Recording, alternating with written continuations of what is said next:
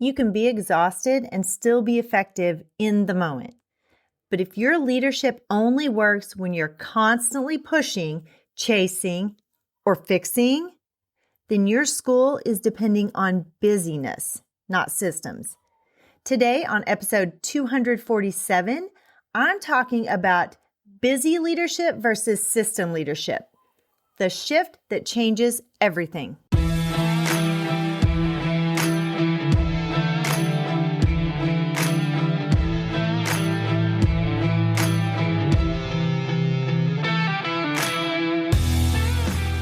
Hi friend, are you ready to move into a leadership position? Do you have interests and ambitions that you want to pursue, but feel like you don't know how to take that next step? Maybe you want to start your own coaching or consulting agency. I'm Mel, and I help educators define their career path through correct mindset, knowing your options, and getting prepared for your career transition. I will show you how to level up your leadership skills, share your expertise in a new way, create impact on a larger scale, and put your leadership in motion. As an educator for over 20 years, I started to feel underused and like I had more to give. I knew when the time had come for me to leave the classroom and affect change on a larger level. Now, I'm ready to help you determine where your talents and skills mesh with your passions and interests. Put your leadership in motion and move into that next phase of your educational career journey. Let me help you define your career path by having the right mindset, knowing your options, and getting prepared for that next leadership position. So power up and put your leadership in motion. Welcome to the Empowered Educator Show, everyone. I'm your host, Dr. Mel. Before we talk about the difference, it helps to name what these two leadership styles actually look like in practice. Busy leadership often shows up as packed calendars, nonstop problem solving, and a team that keeps coming back to the leader for every single answer. It can feel productive because there is always movement, but underneath that motion is often dependency, not growth. Your people are dependent on what you say and not able to think on their own. You, as the leader, become the center of everything, and the organization starts to function only when you are present, when you're available, or when you're actively carrying the load.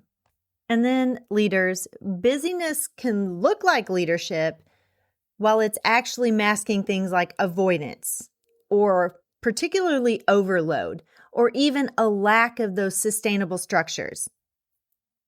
System leadership works differently. Instead of centering everything on one person, you, the building leader, it sees the organization as a set of connected parts that must work together well. The leader's job is not to be the hero in every situation, but to design the conditions that help everyone succeed. That means you're building clear routines, you're making protocols, you're talking with your team about the shared expectations. That's going to make the work much better, and it's going to make it much easier to repeat. System leaders create flow, they reduce confusion, and they strengthen the people around them so that the organization can move forward with less friction and much more consistency. There's clarity. And that's the shift from being the person who holds everything together to being the person who builds something that can hold together, even when you're not part of it. If you have to miss a day, or if you move on to another job, you don't want things to fall apart just because you're not there. You want to build something sustainable. So when we're thinking about systems leadership, there are a few points that I want you to think about. Number one, busy leadership reacts, systems leadership anticipates. You know how you are as a leader. Sometimes you spend the day responding to whatever is the loudest, the newest, or the most urgent at that moment. I do that myself. As the district leader, I've been known to do that, especially recently toward the end of my first year, and things are coming at me a little more quickly than I can manage sometimes. And sometimes it is a day of just responding rather than anticipating and being proactive in my decision making or in how my day is structured. System leadership, on the other hand, looks for patterns so you can solve the root problem instead of the same problem over and over and over. It creates those protocols so you know what to expect, so everyone knows what to expect. At the beginning of the year, we looked at everybody's jobs and decided who needed to own what because we were seeing the same problems happening over and over and over. We are still managing a little bit of that, but it's much easier, and then you can tweak it as you go. Busy leaders ask things like, what do I need to handle right now? But system leaders ask, what process would prevent this from becoming a repeated issue? That's the thing you want to really hone in on as the system leader. How can I prevent the same things happening all the time?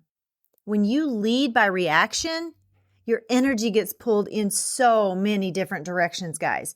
But when you lead by systems, your time and your attention, they're directed toward what actually moves the school forward. What's not just white noise, but actually is accomplishing those goals and the mission. Number 2, busy leadership depends on memory. Systems leadership depends on clarity. Busy leadership, it often lives in your head, guys. When you're busy, you may not even have time to sit down and think through what happened or write it down, which means everything depends on what you can remember in that moment or the next moment. Systems leadership makes expectations visible, documented, that's your protocols, and then repeatable so that people don't have to guess. They don't have to recreate the wheel next time. If your staff is constantly asking you the same questions, that's often a sign that the system is unclear. It's not that the people are incapable. It's just there's not enough clarity to reduce that confusion. And confusion usually creates extra work because people are doing the same thing over and over, or they're doing it wrong and having to redo it. A strong system gives people a clear path to follow, which increases that consistency and then confidence in what's happening. The more clearly the work is defined, the less leadership has to be carried by mental overload. Number 3, busy leadership rewards urgency. System leadership rewards consistency. Busy leadership can make you feel productive because there's always something happening. You're checking things off the to-do list. Systems leadership measures success by whether the work is being done well every time, not just when things are getting hectic. Urgency may get your attention, but consistency, it builds clarity. It builds that trust in your people. Schools, they do not improve because leaders work hard for 1 week. They improve because strong practices are repeated over the entire school year. Systems, they help you create those dependable outcomes in your communication, in your operations, and in instruction. Consistency is what turns good intentions into dependable results. Number 4, busy leadership creates dependency. Systems leadership creates capacity. Busy leadership makes people rely on you for every single answer. And you're going to get burned out. You're going to get tired. Every decision, every correction, everything is dependent on you. And you do not want to build a culture where you are the only person in the building who can make a decision or who can carry out some kind of action. We expect our students to be thinkers and problem solvers. If you are not expecting the exact same thing from your teacher, that's a problem because they can't model that for their students if they're not expected to do it as well. Systems leadership equips everyone in your building to act with confidence because the expectation and the processes, they're already in place, guys, and they know what to do then. If everything stops when you're unavailable, The school is depending on your presence instead of your leadership. Capacity grows when your teachers, your team members, and your support staff know what to do without constant follow-up. They should be able to think on their own. Good systems, they don't replace leadership. They multiply it. And the goal is not to be needed for everything, but to lead in a way that strengthens everyone else. It would be a very sad year for you as the building leader if you never got to take a day off because everything falls apart when you're gone. You don't want that. And if you do, then we need to have a talk. So give me a call because we're going to talk through what's happening in your building, because your building shouldn't be dependent on you being in attendance every single day. Number 5, busy leadership drains your energy. Systems leadership protects it. That constant firefighting wears you down because it keeps you in a state of mental tension. You're constantly thinking about what might happen rather than being able to think clearly about what you need to do next in your leadership, in your building. Systems reduce friction by making routines, responsibilities, and follow through much more predictable. When you're not reinventing the wheel every single day, you're preserving your energy for the strategic planning and thinking that you as the building leader need to actually be doing. So protecting your energy is not selfish, guys. It's part of sustainable leadership. A leader with better systems has margin for relationships, for reflection and improvement. Today, I was on a call with a consultant that I'm working with, and I needed to focus on that specific call because it was very important about some things that could happen potentially down the road, and I needed some clarity.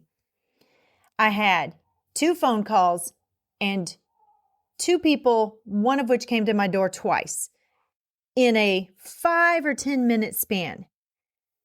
I have obviously not created a system where they are not dependent on me for a certain specific thing.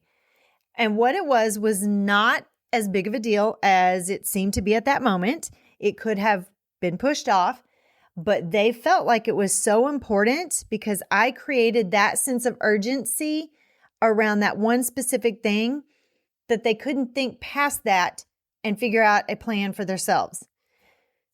So I had to stop several times while I'm speaking to the consultant that I'm working with to answer a question.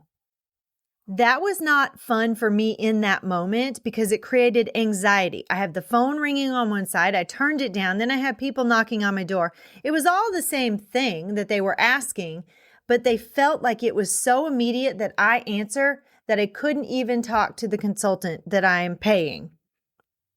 The right systems, it gives you space to lead with calm instead of that constant pressure.